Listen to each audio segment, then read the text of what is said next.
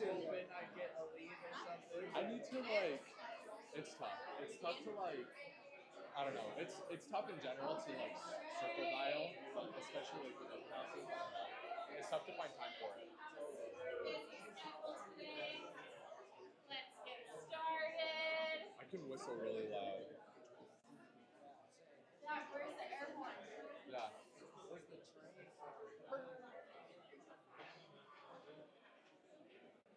Please find a seat. There's one right here.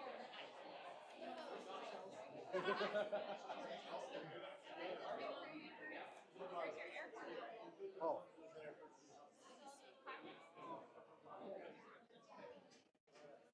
All right, everyone, we're going to go ahead and get started. Hello, hello, hello. Go ahead. Do it. Let her rip. Start at top. It's fun. Hey, guys.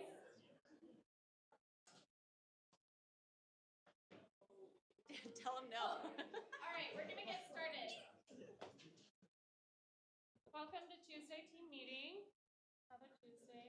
Beautiful day outside. Thank you for spending some of your beautiful spring Tuesday with us. 50 degrees. Does it feel like it? I'm so happy. Oh, it's so nice.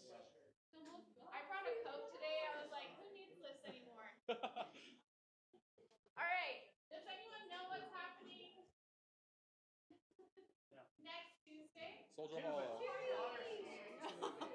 How do you do it? Tubing Are down we Provo doing River. water?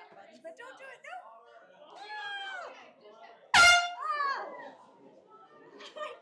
No. Jack, no.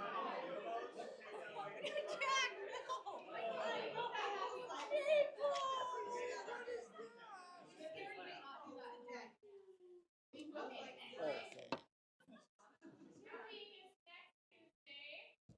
In the snow, Soldier Hollow. Jack, stole my chair. I'll find You another can one. stay. Sorry. We're just doing agents this year, so we're team bonding. Sometimes the plus ones, we love them absolutely, but it's a little awkward. Let's just hang out, have a good time together. That starts at 12 p.m. There's no team meeting before. When is the last day to RSVP? Today. Raise your hand if you still need to RSVP. Yes. You guys know where to find the RSVP form? In your calendar invite and also in Slack. But if you guys need it, feel free to DM me. I'll shoot you the link directly. Sound good? Okay. Perfect. The other housekeeping item I want to discuss today, thank you for those of you that did bring your open house signs back. Appreciate you. Just a reminder, those are for community use. It's not community if they stay in your garage for 6 months. So please bring them back if you're not using them. We do have some options for you guys in the meantime to help offset that if you feel like you're struggling getting open house signs. We will cover the cost of you 50/50 if you're interested in purchasing your own sign. I think that comes out to like 20 or 24 bucks a sign. So if you're interested in doing that, please reach out to me. If you're hurting for some cash and you're in a pinch, buying back from you for your portion that you cover. So if you're interested, that's an option as well. You can keep those with you. Cool. Any questions on that? You can reach out to me if you need them. Do we have any new or visiting agents here for the first time? We're going to put you guys on the spot. Okay. Go ahead and introduce yourself just by your name, how long you've been in real estate, and your hype up song. Your pump up song. Go ahead. I'll start with you. So my name is Laura.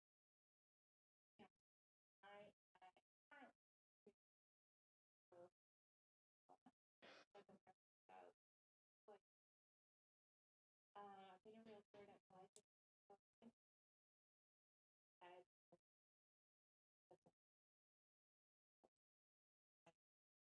Started doing real estate on the side. I met Greg. He encouraged me to come out.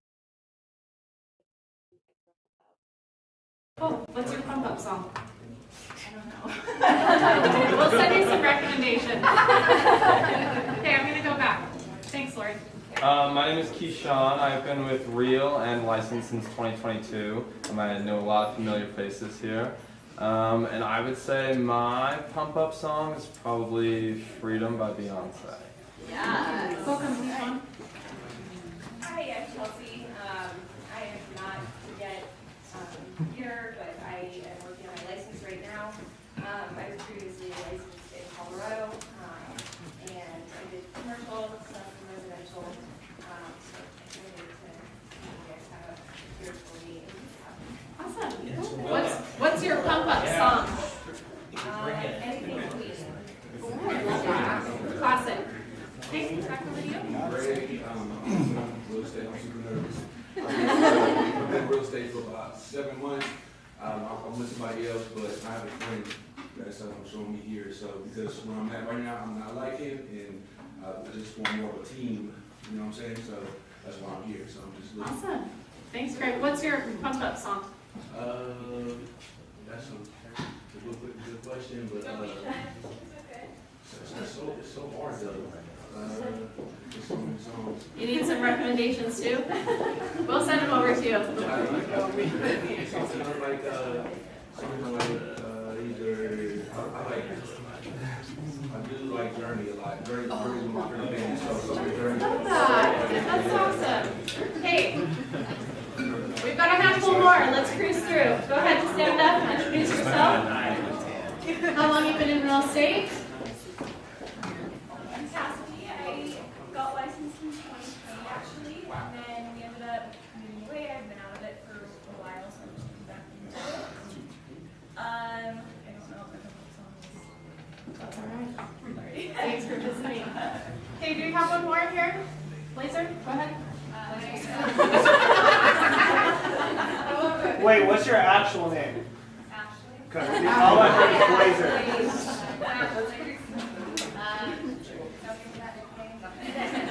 I just passed my exam probably about 2 weeks ago now.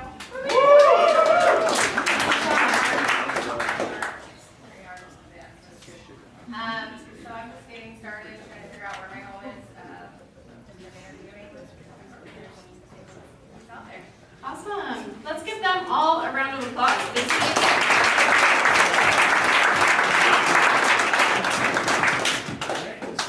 All right, intercap. Shay? Thank you. Hey guys, happy Tuesday. Hi, Shay. Okay, we've got some, I want to give you a market update, then I just kind of wanted to go into what I'm going to be teaching on tomorrow. I think it's going to be a lot of fun. So market update, December appreciation report just came out, and year over year, home prices rose to 3.9. So that's really exciting for last year. And that were to mean if we were to see 4% this year, if someone purchased a home for $600,000, they're going to have $24,000 of equity in 12 months. So that's something to really, interest rates are higher. No one's excited about that, but we can talk about the equity gain. I think that's huge for people. So that's fun. Thursday, we've got initial jobless claims. And then Friday, PCE inflation report comes out. And it's projected to decrease from 2.8 to about 2.6 to 2.7. So that's going to be awesome for our market. Hey. And then tomorrow, I want to dive into Enneagrams. So I don't know if you guys know what Enneagrams are, if anyone knows their type, but it's a personality style. An 8? 8 with 7. Wait, what was 8? Is that the Challenger? Yes. That's my husband, and I'm a 2, so I have some advice for you. I'll take it. So it's just really fun. I want to teach you guys just how to make better connections, how to recognize Enneagram styles, how you react to stress. I think that's a huge part of it. So it's just going to be a lot of fun. So hope to see you guys there. Is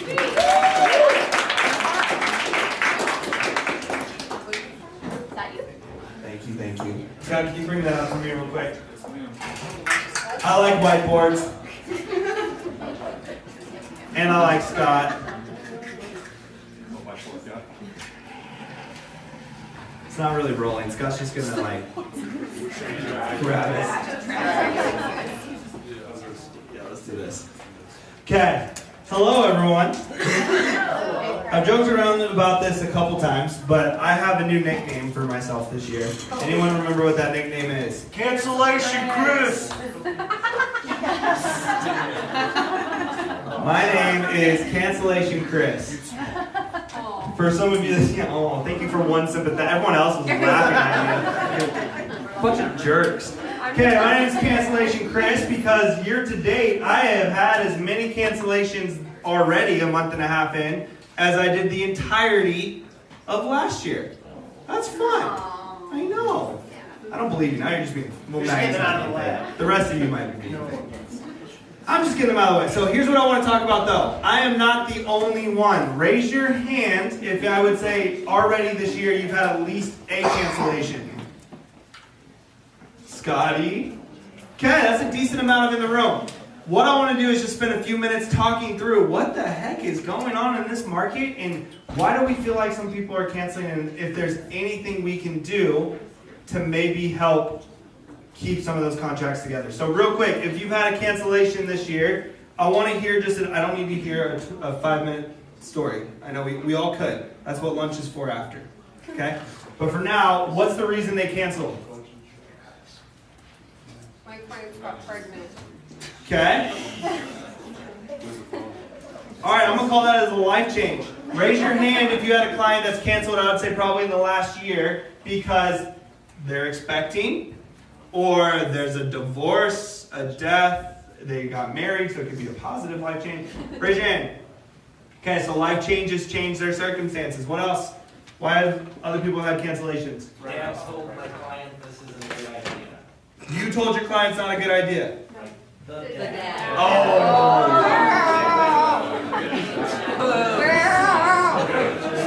I'm sure it was a contractor. He was a retired contractor. Raise your hand if you've had daddy issues this year.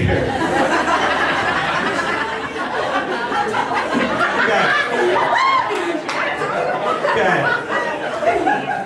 I say daddy issues, not zaddy issues.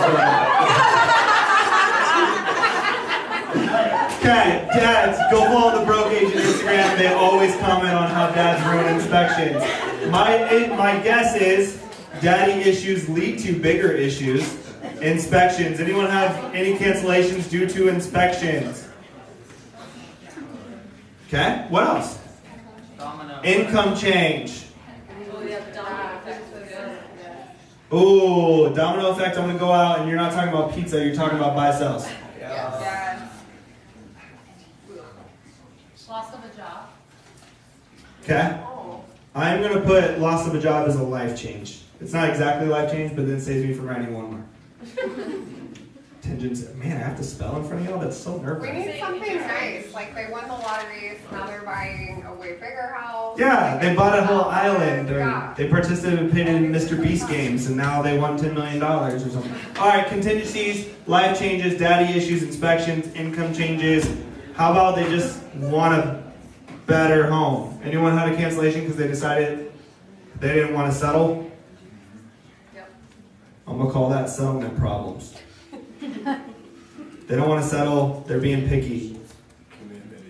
Yeah, commitment issues. We could change this all into Johnny's dating life.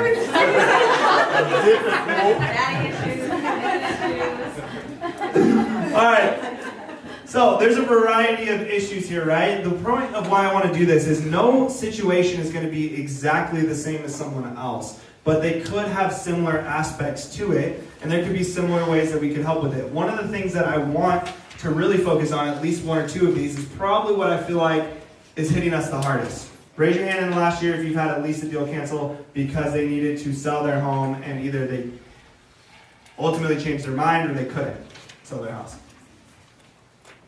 Okay, so let's talk about contingencies. Are they hard right now? Anyone want to buy, sell? That's a trick question. A lot of you actually do, but man, those are hard. There's a lot of timing pieces, especially when the client doesn't want to list their house until they found a house. Quick side story, we got an offer last night, which is great. House has been on for like 4 days. We have multiple offers. They came in under ask, and with the contingency to sell, the home's not listed, so they asked for deadlines all the way, not closing till like mid-May. Do you think my client wants to jump on that offer? No. If anyone in here was that buyer's agent, what would you have told them they should have done if they had a contingency? Someone raise your hand. There's just too many voices. List the house first. List the house first is option 1. Or at least make the offer enticing in some other way. Give me more money or give me non-refund. Do something at some stage. Why would I choose your offer? You have like so many cons against it for 2.5 months of closing. Okay, so contingency sales. Buy sells are really hard. What do we feel like is 1 or 2 things we can help minimize cancellations from buy sells? Clear expectations. Okay, Whitney, can you tell me a little bit more? Detailed conversations prior to about where you're going to list and when you're going to drop and what price they're at and how you should write another offer. There's so many. Okay. But very clear expectations. So you need to have conversations, upfront Timeline. combos. Good How about timeline. timing and timeline? Yes. How about also this? Reasonable pricing. Anyone cancel because their clients thought this is what the ironic thing to me is, and one of my solutions that's helped. I phrase things as if they were the other side of the transaction. So if they're buying and they want a low ball, I always am like, well, hey Taylor, like think about if you were selling this house and someone wanted to offer 80K low, why would you jump to take that without lowering your price several stages before that? Same thing, like anyone deal with the buy sell where the buyer wants, as a buy side, they want to win and they want to win badly, but on the sell side they want the highest price possible? Yeah. How do we have those combos, y'all? That's kind of hard. I would encourage you to have those combos though that they need to price reasonably, and my strategy that I would encourage you to do is start framing it through the lens. Hey, I understand as a seller, you would want the highest price possible for this, but just remember on the buy side, you didn't want to pay the highest price possible. So how do we find a solution that gets you the new home that you want at a price you can afford and allows these moving parts to go seamlessly? Anyone had those combos before? Joe, did it go well? Yeah. Yeah. I would say sometimes people just need to have the right conversations. All right, one more before I'm done. Let's talk about daddy issues because that's the funny one. Really, inspections. Who has a back out because of inspections? Raise your hand high. Is it because there were problems that were way worse than you thought and they couldn't be overcome, or once the problems came to light, the client didn't care if they were fixed or not? Way worse. Okay, so way worse. Like what was your problem? Aluminum, electrical, bad roof, bad plumbing, Okay. the whole thing. So everything. Like $7 grand. Okay. Sounds like a house in Ogden. Yeah. Hasn't been touched since 1885. I wasn't taking shots at Ogden. She lives up there, and some of those houses are from 1800s. They're older than the freaking spin-off to Yellowstone. Okay, so worse than you thought. Awesome. Who's had a client that's backed out simply because they found issues and they didn't want to inherit those problems, and they didn't care if they were fixed? Okay, Greg, you want to tell us a little bit about that? The buyer saw some things that he believed were bigger than what they probably are. I tried to help him understand that we can make sure those issues are resolved, that there will not be a concern after we get inspection done. We haven't even done inspection yet. And he just said, no, I just don't like what I see. I'm out because my dad said.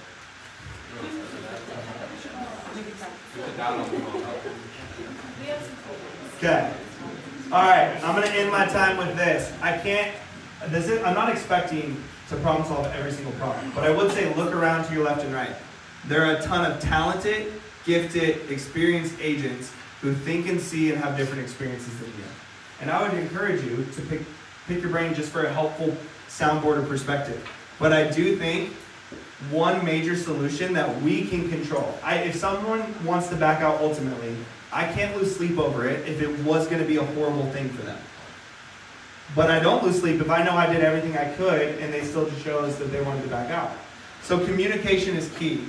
For example, I shared this, but when it comes to inspection issues, we had to back out because of inspections. They want it on a $380,000 townhome almost nothing was wrong with the house. They wanted them to rip out all of the carpet and put in LVP out of $380,000 townhome that went under contract within the first 48 hours. Any of you as sellers willing to do that if you're the listing agent? No. But what we had to realize is it wasn't necessarily our fault, but we could have been better at communication. Communication is going to boil down to most of your issues. All we simply had to say before we went under contract is, hey, due diligence is used for repairs, not improvements. A simple phrase of just practicing that. I stole that from Spencer, by the way. Would have saved us probably a cancellation and would have saved us hours of work on the front end and would have saved them the cost of an appraisal and an inspection because they would have known up front, oh yeah, you're right, I can't just demand them to rip out carpet. So the whole purpose I was just trying to demonstrate with this is I bet if we processed with other people and just said, hey Joe, I'm about to go into this combo, have you dealt with this before? Or can I practice what I was going to say? Does that make sense to you? Can you give me feedback? Was I clear? Was I concise? And if so, can I sleep confidently if it still doesn't work out? Awesome. All right, when in doubt, daddy issues. Thanks, Chris.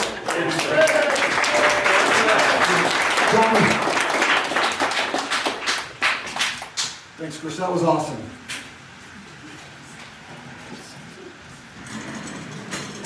Here's my prop. Hello, Johnny. Hi, Johnny.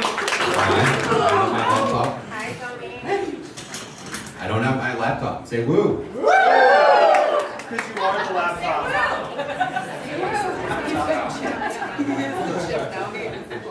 All right, so I'm introducing our new TC, Ms. Kim Davis.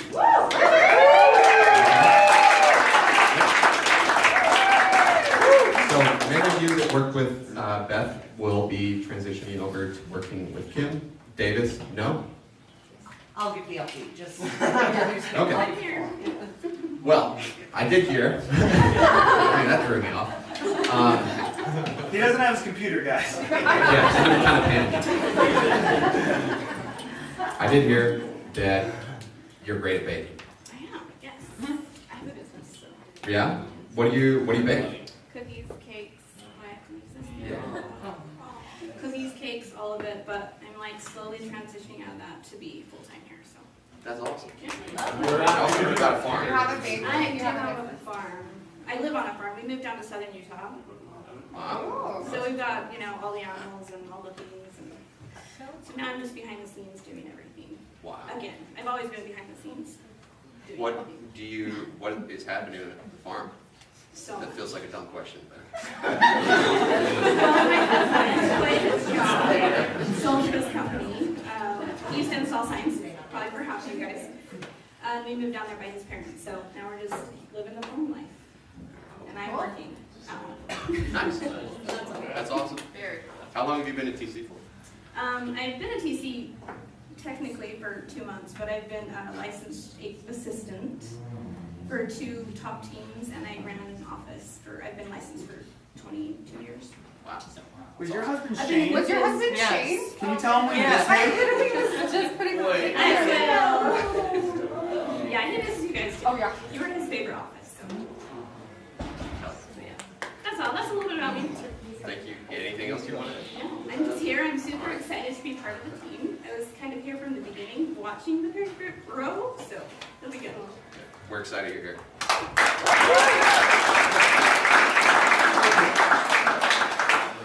Let me just say, let's say one thing about Kim. We have known her, I have known Kim. She was with us at Keller Williams right down the street. When it was like 2 of you. There was 2 of us. I mean, it was just so, she's known us the longest and she has seen more change than anyone. I think she is probably more surprised than anyone that we have built this thing. So Kim, I want to say thank you finally for coming over. Like full circle. And we do miss your husband. Oh, good. I'll let him know. Yeah, so now there's John Perry and John Barry. And what? Kim Square. Yeah, in Kim Square. And Jack. Yeah, so also say hi to Kim. I'm sure that she would love to talk to you. Okay, I just have one announcement. Hi guys, super quick. Beth is not going on maternity leave till March 21st. Everything is going to be switched over as of 5 o'clock-ish on Friday. Split between me and Kim. Beth did reach out to most of her agents to let them know who they were going to end up with. But she is not actually technically leaving until the 21st. So if you have anything closing between now and the 21st, she's still going to handle it. She will still be your go-to. Contact her. Anything new as of Saturday, contact me or Kim to handle for you guys.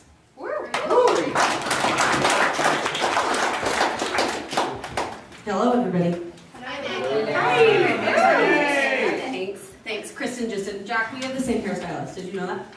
Yeah. I said, give me the Jack special, and she said, I don't think that will work. Thank you, Kristen. Okay, so update for this week. We are going to move, just for this week on Thursday, we're going to move our class at 11 to 12. All right, what time is class on Thursday? 12. Okay. We are going to be, it's the Agent Elevation Series, we are diving into marketing and farming for listings. Super, super, super excited about this. Who wants more listings in the room? Who wants more listings? Okay. Who feels like they're marketing for listings, or when you have a listing, around your listing? Who feels like that might need a little bit of work? Yeah. Yeah. Okay, so please come to the class on Thursday at what time? 12, yes, okay. And then next week we're doing another iteration of the same marketing kind of format, but just, 2.0. That will be back at 11 a.m. next Thursday. Cool? Okay, any questions about that? Okay, cool. Okay, I'm switching gears a little bit. I've got some motivation stuff to talk about today. So we are just about to the last month of the first quarter of the year. Okay, I want everybody, think for 5 seconds, remember your goals for the year in terms of transaction count or volume or whatever it was. Okay, and on the count of 3, I want you all to say your goal, whatever it was, out loud. 3, 2, 1, go.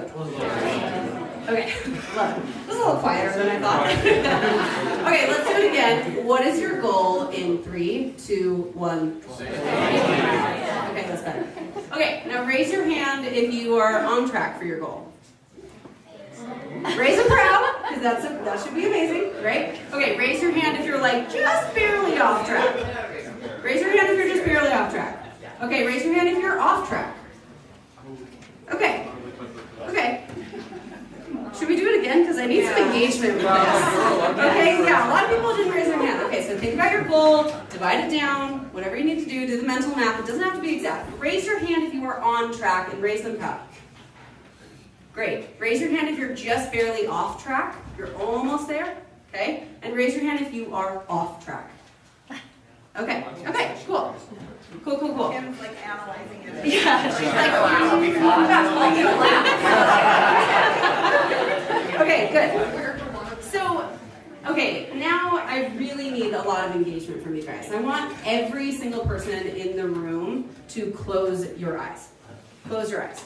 Michael's chatted about this for a couple weeks now. He said this thing where he said, if contracts are common here, really common, right? Sometimes we can get a little blind to seeing all of that success of your peers, okay? But everybody close your eyes for me, like really close them tight.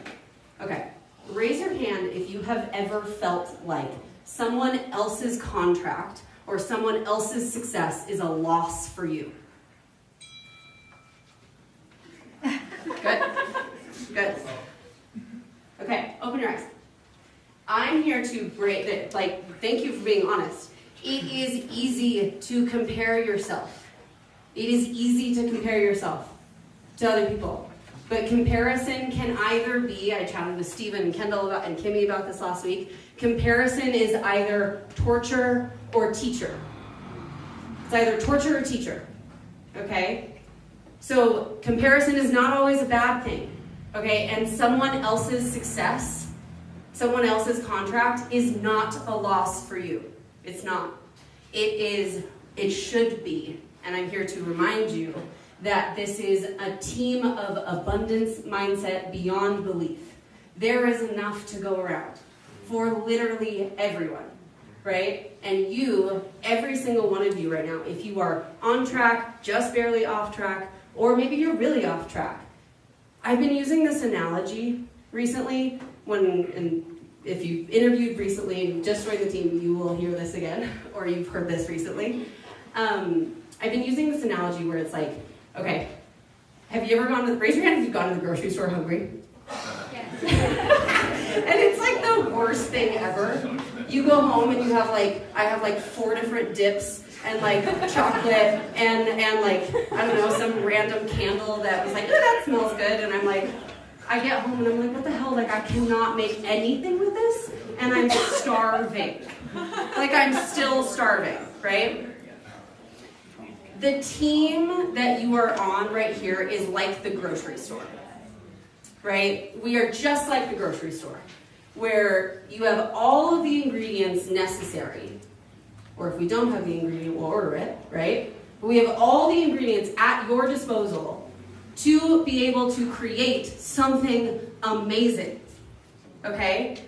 But if you go in and you're starving and you have no recipe in mind, you have no idea what ingredients you're grabbing, you're gonna go home and you're gonna feel holy shit, I can't make anything with this, right? I don't know what I'm doing, okay? Has anybody felt like that? Yeah. Okay, we are really, we, being every single one of you, is really good at helping somebody else say, ooh, this might be delicious for you, right? Oh, that's really, this could, maybe add this ingredient on. Has anybody felt that from a teammate? Where they're ooh, sprinkle a little bit of this on, and then watch that grow.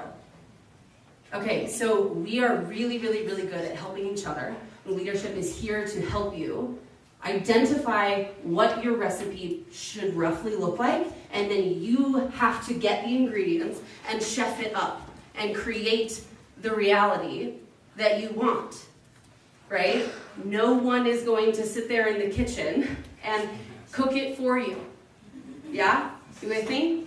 You have everything you need, and we have you, if you are slightly off track, or if you're off track, or maybe you're on track and you want to edit that goal. You can. You can. 100% of the time. So, what are you cooking? What are you making from this point forward to maybe get yourself back on track or keep going? What are you making? What is the ingredient that you need? Identify that, take it, grab it, add it. Cool? If we don't have it, like I said, we'll order it for you. Okay? Within reason. Okay? Does that feel good? Is everybody feeling motivated to actually chef it up for themselves? Okay,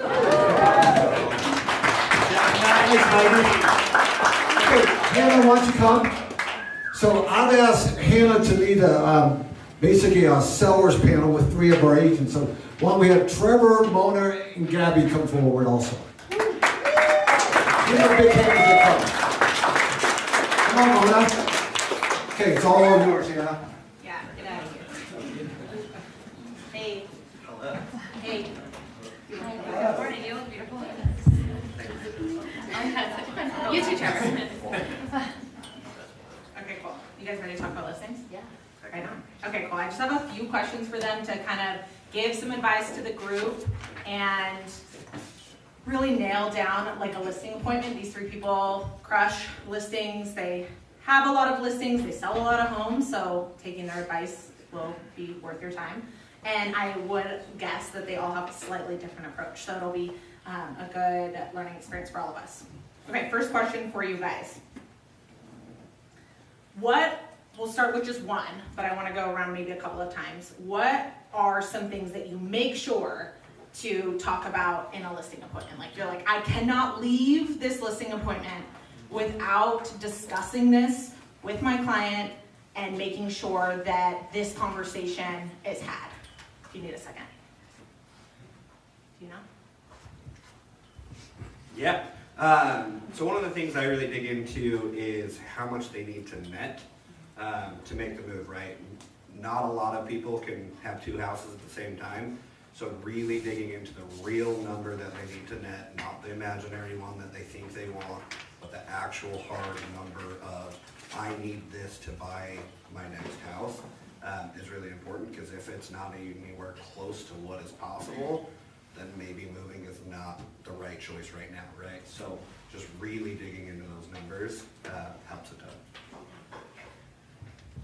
There are so many people here. And Jack knows. I have a fear of speaking in front of people, so getting out of my comfort zone again for you, Jack. Thank you. I can talk to whoever. It's just a big group. I don't know. But anyway, motivation is huge. Why are they moving? Timeline. And expectations from me, and also on their end. A question I like to ask at the listing appointment is, what would prevent you from selling so that I can handle that objection then and there, or I can be prepared for when that objection does come up? So yeah, just asking what would prevent you from selling the home.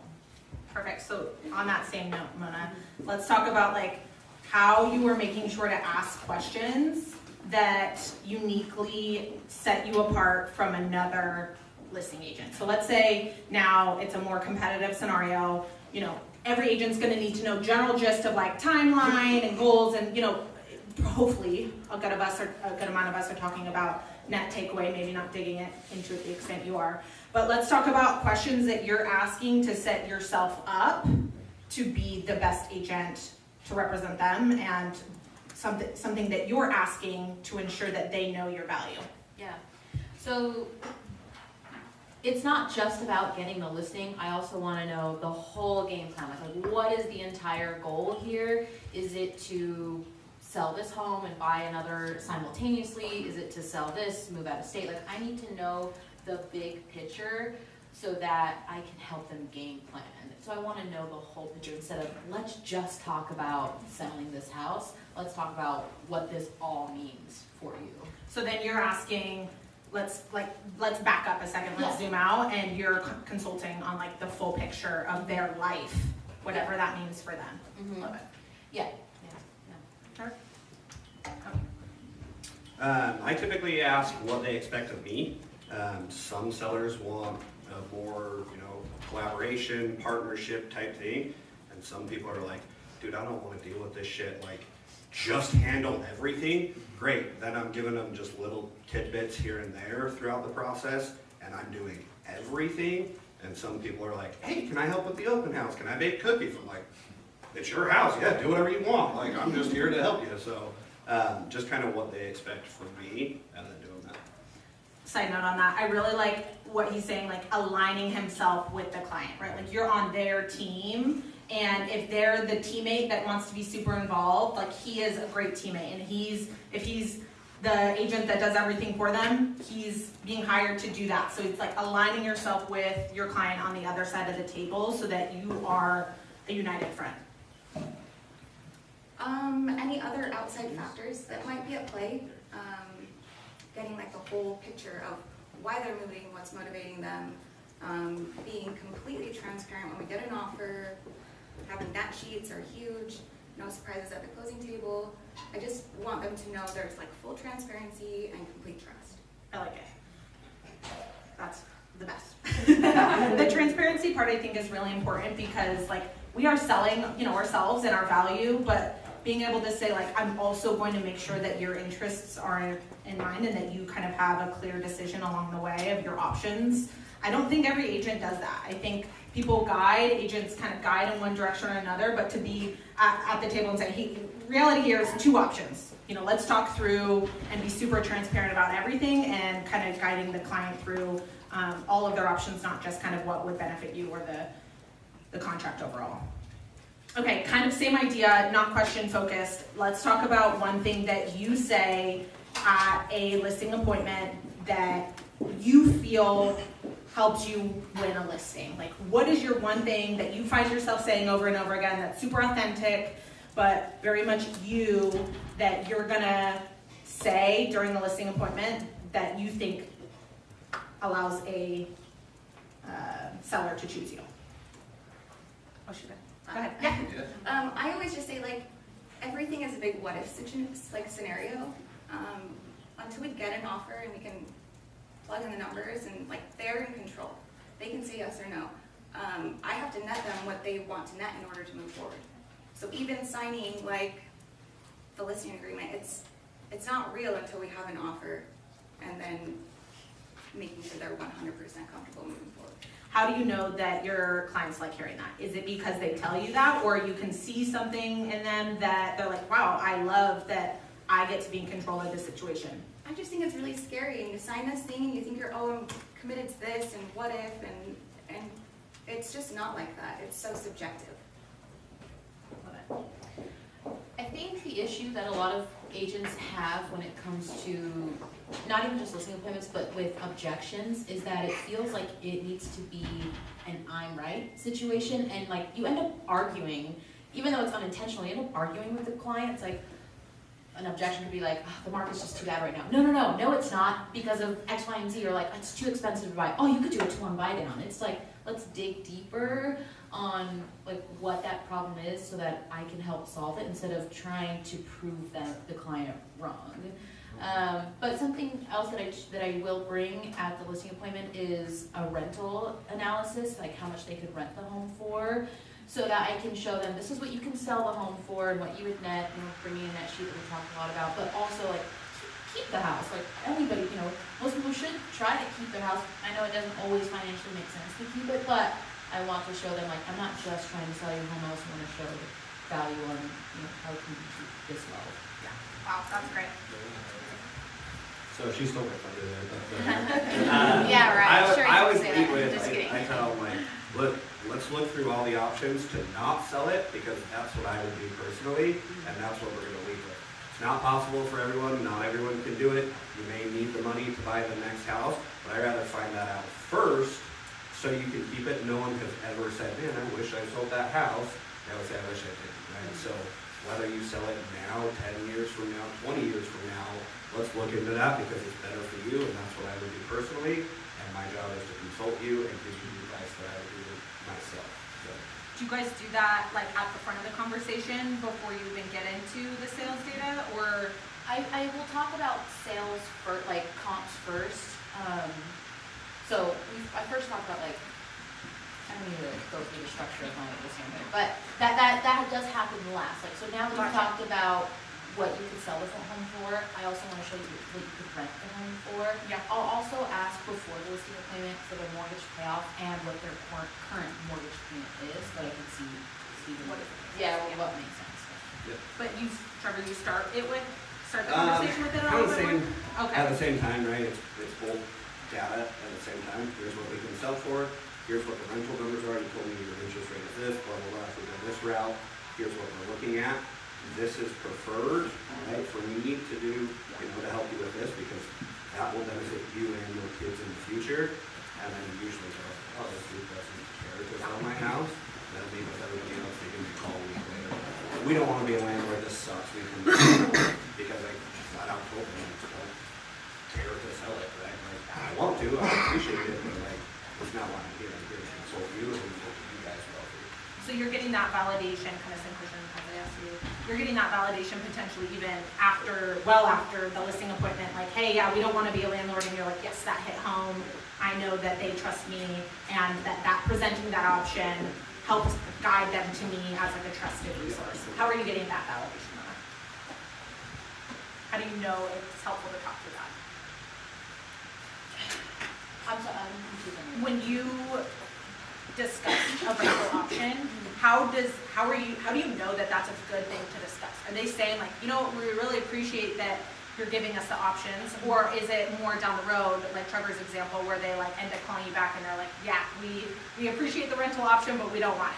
Yeah. I will try to get the ERS signed right then and there, so they don't make that decision if they're going to rent or not there, but I do try to get the ERS signed, and then I let them know, like, hey, if you guys decide to rent, like, great, signing the ERS doesn't mean you have to list the home. It just means that when you do list, you're going to do it with me. So that's just kind of, yeah.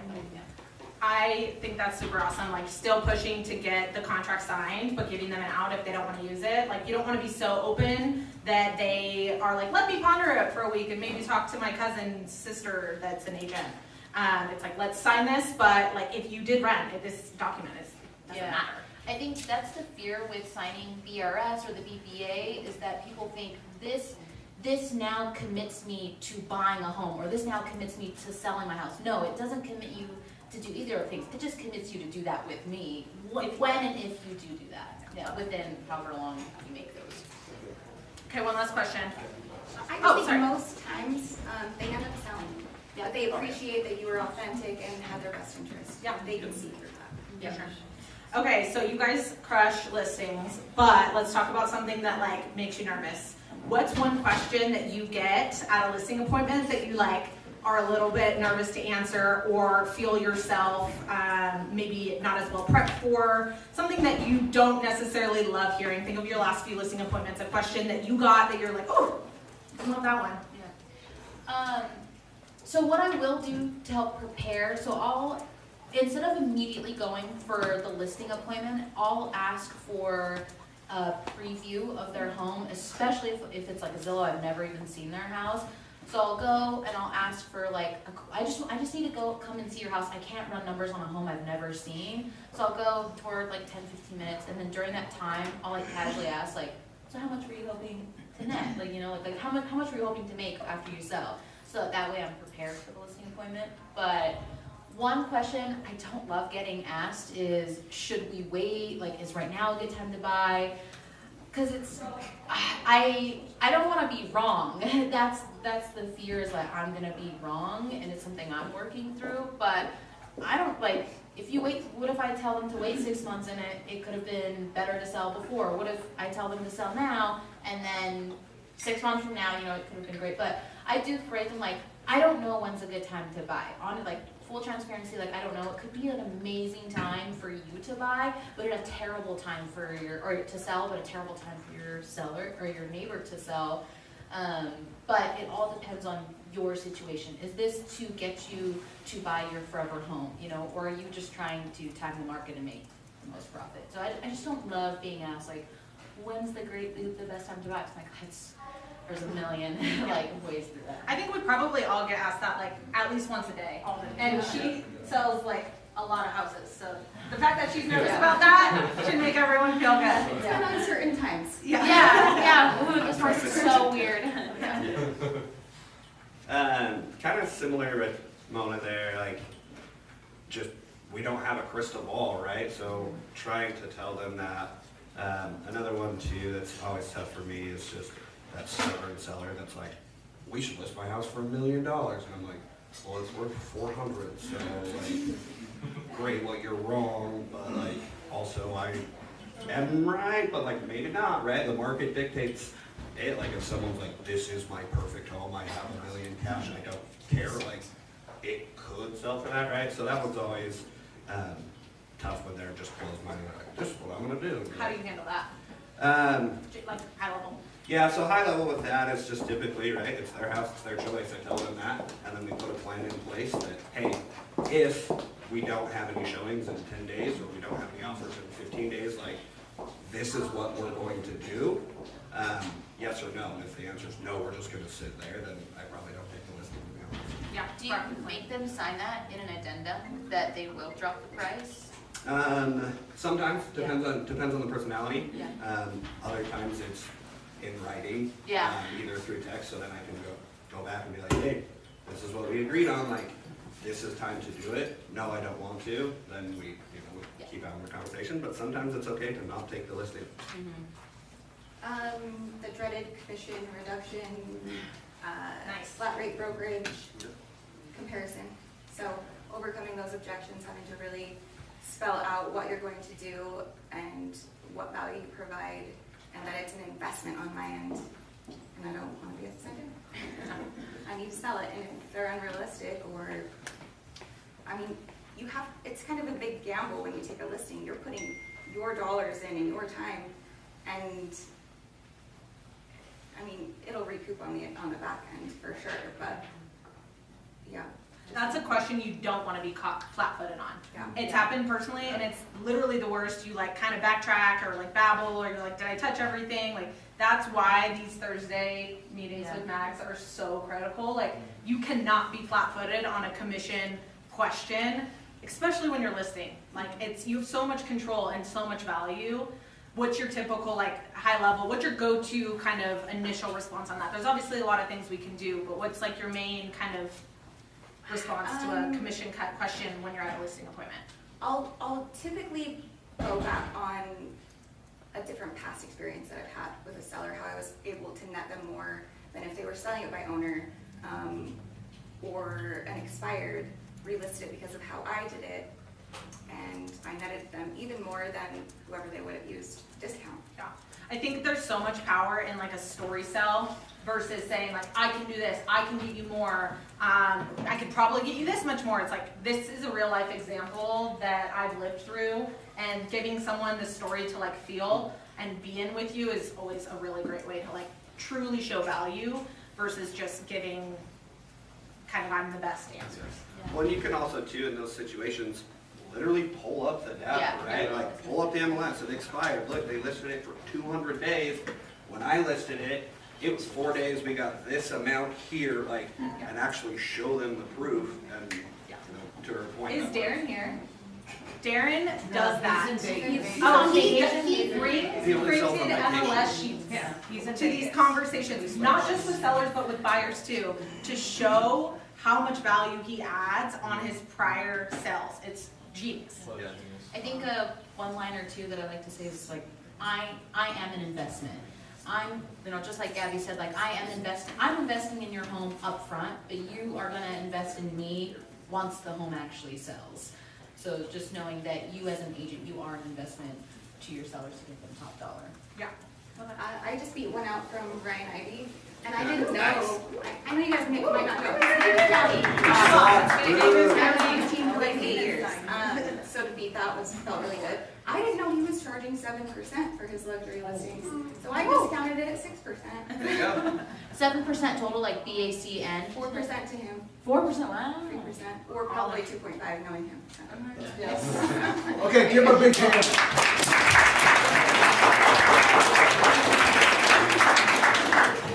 Thanks, Hannah, Mona, Trevor, and Gabby for your great insight. Okay, Novation, where are you? Oh, there you are.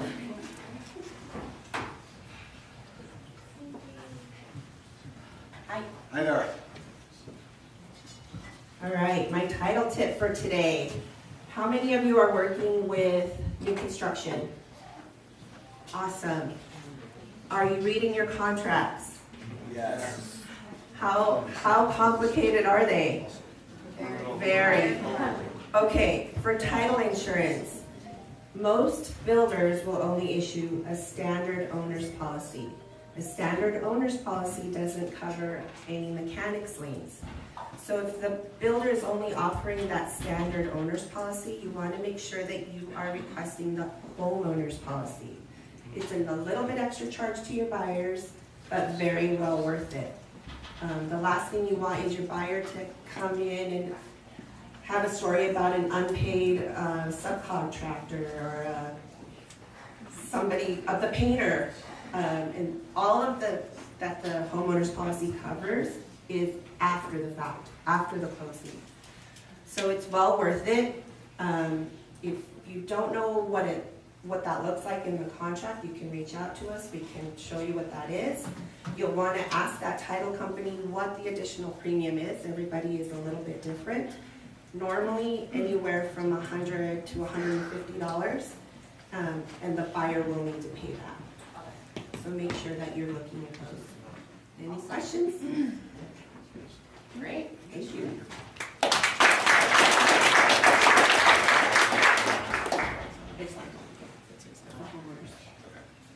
It's I all want to make sure I Alta. say this right. So it's all Alta. You want the Alta? They're all India. Alta because Alta is who created the forms. So it's regular standard and homeowners. Okay. Homeowners. That's what you want. Homeowners. I bought a partially built cabin. I couldn't get anything. I was closed. Okay, real quick, because we're running late and we have lunch over there. I want to just shout out our TCs again. When I talk about what's different at the Perry Group, these people are a big part of what I point to as what our agents love on our team. The things that they do, like the number of times Beth is like, hey, can I just sign this form for you? Like, Yeah, that's great. Or like, hey, I'm gonna fill it all out, I'm gonna send it to this person, send it to you. Like, I don't have to think about anything. So, shout out to both of you. Kim's working right now.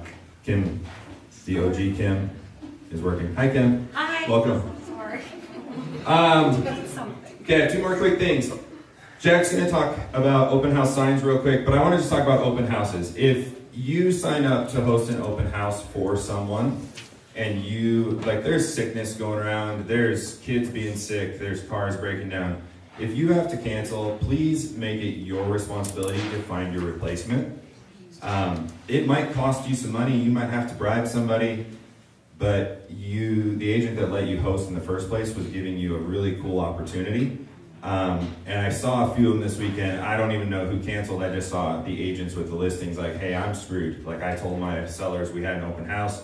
I marketed it. My person just canceled an hour before. Who can help me? That's a really, really bad spot to be in if you are the listing agent. So if you accept the responsibility of hosting an open house for someone and you can't make it, it is your responsibility to find someone to do it for you. Okay? Otherwise, you're putting that person in such a bad spot. It looks so bad. Not only for the agent, really for the agent, but for our team. So you guys are awesome as a team. You support each other. You're on Slack. You're in these masterminds. Like, you are everywhere. That is just one piece that I don't want us to have tension in the team. And like, if you no-showed my open house for my seller, there would be tension in the team. So don't no-show and find a replacement. Okay? Yeah. On opening weekend, like an hour ago. Yes. Yes. We're not naming names, but it's your responsibility. I don't care if you gotta pay somebody. Like, it's your responsibility to get somebody there. Okay? Cool. Last thing is just a little change. We are about to hand out a ton of money in recruiting bonuses. We are making a slight adjustment to how we do these. The recruiting bonuses handed out today are going to be the 500 that we've been doing for a while. We are going to have to switch, which is a blessing. We're going to have to switch to 250 because I know I should have got them in before today. We're switching to 250 and it's going to get paid when that new agent closes their first deal on the team. So if they come in, they hang out for a while, they don't ever sell a house, they leave, you make $500. That's awesome for you. It's really a bummer for us. So give me 250. Also, rev share. It's a thing. There's a downline. If you don't love your rev share, there is a black market out there to sell your rev share. He's sitting over there wearing a hat. If you bring someone into the team and you're like, I don't care about this downline stuff, Michael has offered a handsome sum. I will let you talk to him about it. He's offered a handsome sum for you to just put him in his downline and he'll pay you up front and you don't ever have rev share. So if that rubs you the wrong way, that means you believe in rev share and you should recruit to your downline. So either way, bring people in, you got options. Thanks, Drew. Okay, so we've talked a few things about open houses. Please do not hoard all the open house signs at your house. If you haven't used them in a couple weeks, please bring them. There's nothing worse in life than you playing in an open house and you come down here and you find no open house signs. So please do not hoard them at your house. Bring them down here and share them. And I would just echo what Drew said. If you say you're going to do an open house, the only way you cannot do that open house is if you're no longer alive. If you're sick, still show up. It's one of those things that you make a commitment for and everything like that. I cannot say enough about that. You must show up, let nothing get in the way. So, okay, Maggie's going to come help me read some very important names out because we're giving these people some money. So, all right. Was Scott here? Yeah, so if she reads your name, you got to come forward to get the money. I said that question. Okay. Carly, Trevor Rose, Summer Brown. Come on up. Yeah, like Scott, you got to come or you're not getting your money. Yep. We're not you just. You got to split this one with me. So. Aries, Haley Green, Tina, Scott Willie again, Ruby, Trevor Rose, and Greg. Come on up. Give us that round of applause.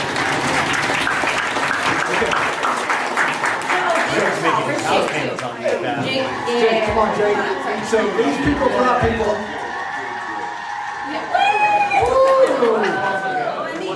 Like, where did that come from? Oh, and Maggie too. Okay, so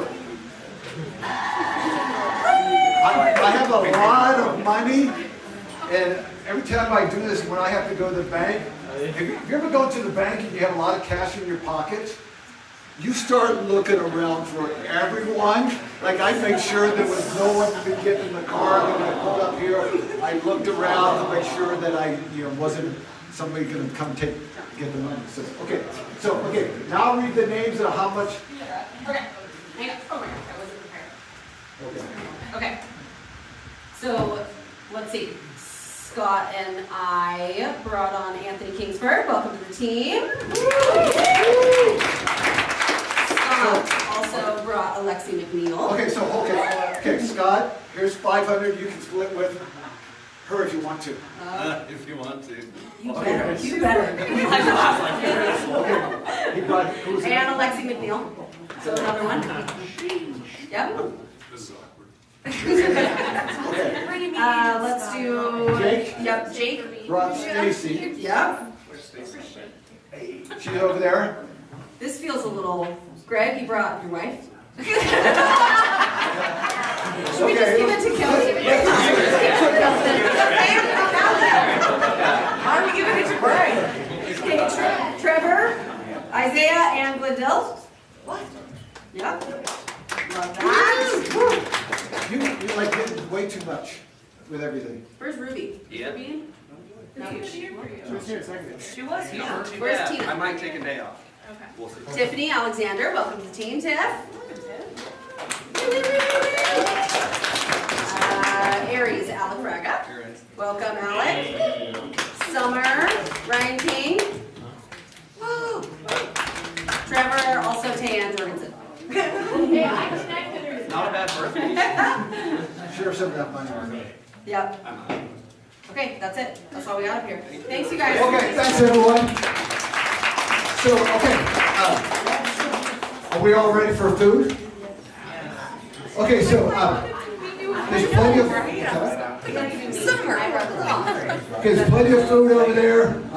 So all I ask, everyone, all I ask is that you will talk to, introduce yourself to some people that are new or you haven't met. So, okay, Mona, since you shared, your group can go.